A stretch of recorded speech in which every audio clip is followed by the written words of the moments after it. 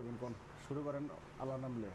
আশা ছিল ব্যবসা করে করব বা গাড়ি ভারী, আশা ছিল ব্যবসা করে করব গাড়ি বাড়ি, চাই আমি বাকি বেচা মাথায় পড়লো বাড়ি রে, মাথায় পড়লো বাড়ি।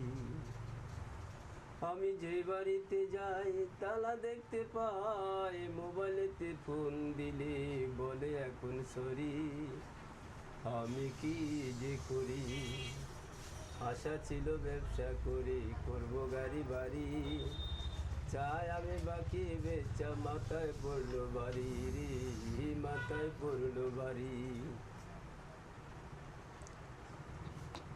তবে এইটুকুই আমরা গান শেষ। আর বাকিটা লিখতেছি, লিখতে লিখতে যাই।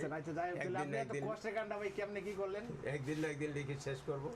কষ্টের গান হলো কি, আসলে কি একটা ছোট দোকান, প্রায় সময় কাস্টমার একদিন আসে, পরের দিন বাকি খায়, পরের দিন এবং 2 দিন 3 দিন যেতে যেতে দেখা যায় কি বলে ভাই আমি মাস শেষে বেতন ফেলে দেবো। বাকি খাইলে এবার আসে না, বাকি খেয়ে মাস শেষে টাকা দিচ্ছেন। যেমন এই নিয়ে আর কি আমার গানটা বাজানো।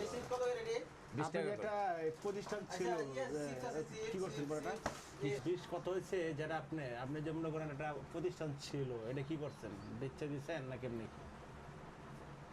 ভাই দুঃখের কথা বললে কি শেষ হয়। প্রতিষ্ঠানের ভিতরে মানুষ, সরল সোজা মানুষের প্রতি যেমন আল্লাহ শয়তান সৃষ্টি করে দিছে, সরল সোজা মানুষের জন্য আল্লাহ পাক এই মানুষদেরই শয়তানের সৃষ্টি করে দিছে।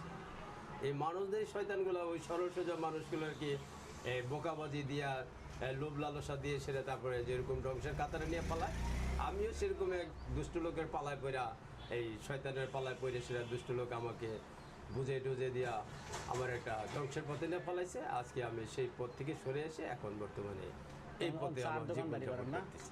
এখন আমি বর্তমানে চা দোকান না। আচ্ছা, আপনি কয় লাখ টাকা লস খাইছেন? আনুমানিক 20-25 লাখ টাকার মতন। 20-25 লাখ টাকা। মানুষ এগুলো বিশ্বাস করলে যা হয়, হ্যাঁ মানুষকে বিশ্বাস করলে যা, বিশ্বাস করলে অনেক ক্ষতি হয়। যাই হোক, ভালো থাকেন, সুস্থ থাকেন, আবার দেখা হবে অন্য সময়। ইনশাআল্লাহ।